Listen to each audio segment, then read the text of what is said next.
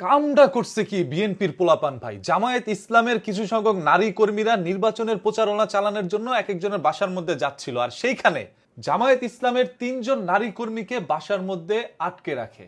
আর এই খবর জামায়াত ইসলাম বা শিবির পাওয়া মাত্রই তারা ছুটে চলে আসে মিরপুরে। এরপর ওই এলাকার বিএনপির নেতা এবং জামায়াতের নেতাকর্মীদের সাথে কথা কাটাকাটি হয়। এক পর্যায়ে তারা একে অপরকে লাঠিসোঁটা নিয়ে ধাওয়া পাল্টা দেওয়া দেয়। এই ঘটনায় প্রায় 15 জনের মতো আহত হয়। এখন আপনারা বিষয়টা বুঝতে পারছেন? মিরপুরের মতো একটি জায়গা যেখানে নারী কিছু সংখ্যক কর্মীরা গিয়েছিল ভোট চাওয়ার জন্য। এখন তাদের ভুল হয়েছে এটাই, বা তাদের ওই যে অপরাধ হয়েছে এটা, যে তারা হচ্ছে জামায়াত ইসলামের নারী কর্মী। জামায়াত ইসলামে কোনো নারী কর্মী থাকতে পারে না, এটা হচ্ছে বিএনপির ওই নেতা কর্মীদের দাবি। নারী কর্মী হয়ে কেন বাসার মধ্যে ভোট চাইতে আসলো? এই জন্য তারা বাধা দিচ্ছে, তাদেরকে আটকায় রাখছে। জানে নারীদেরকে আটকায় রাখলে তো জামায়াত শিবির তারা আসবেই তাদেরকে ছুটানোর জন্য, এবং এক পর্যায়ে তাদেরকেও ধরবে। তাদেরকে ধরছে, আর তারা ছোটার জন্য কিন্তু লাঠি ছোটা নিছে।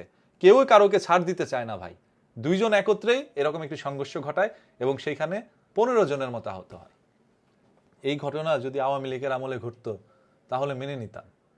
নির্বাচন আর বেশি দিন নাই, খুবই অল্প সময়, ধরেন 1 মাসের মতো সময় আছে। এই সময়ের মধ্যেই তারা কি একটি ঘটনা শুরু করছে। জামায়াত হচ্ছে বিএনপির সম্পূর্ণ ভাই এনিমি বলা যায়, শত্রু।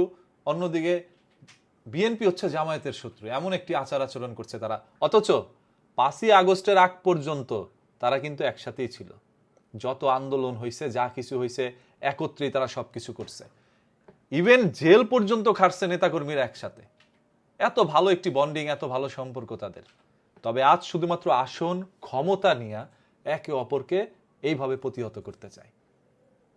দেখেন ক্ষমতা কত মারাত্মক একটি জিনিস। ক্ষমতা মানুষকে কোথায় নিতে পারে। জামায়াত ইসলাম একটি ইসলামিক দল, কেন তারা মহিলাদেরকে রাখবে? কেন মহিলা প্রার্থীরা বাসার মধ্যে যাবে ভোট চাইতে? ভাই যেহেতু ইসলামিক দল, আপনারা এই জন্য মহিলাদেরকে সমর্থন করছেন না, তবে আপনাদের তো এটা মানতে হবে। এখন হুজুররা তো আর বাসার মধ্যে মহিলাদের কাছে ভোট চাইতে যাইতে পারে না, এই জন্য মহিলাদেরকে পাঠানো হচ্ছে মহিলাদের কাছে ভোট চাওয়ার জন্য। যেইভাবেই চাক চাইতে পারে, আপনারাও যান বাসায়, আপনারাও তো মহিলা কর্মীদেরকে পাঠাচ্ছেন ভোট চাওয়ার জন্য। যে যেইভাবে খুশি নির্বাচনের প্রচারণা চালাক। মানুষের মস্তিষ্কে এখন জ্ঞান আছে। 2026 সাল ভাই, এই 26 সালে মানুষ চিন্তা ভাবনা করবে যে ভোটটা আমি কাকে দিব, চিন্তা ভাবনা করেই ভোটটা দিবে। সো যেইভাবে যে খুশি আপনারা প্রচারণা চালাইতে থাকেন, মানুষ বেছে নিবে আসলে কাকে দরকার দেশের জন্য, কে জনগণের জন্য কাজ করবে। মিরপুরের ঘটনা না, শুধু বাংলাদেশের এরকম অহরহর জায়গায় এরকম ঘটনা ঘটছে। সবকিছু নিউজের মধ্যে আসতেছেও না, বা সবকিছু ট্রেন্ডে আসে না, সবকিছু ভাইরাল হয় না, এই জন্য মানুষ এইগুলো নিয়ে কথাও বলে না।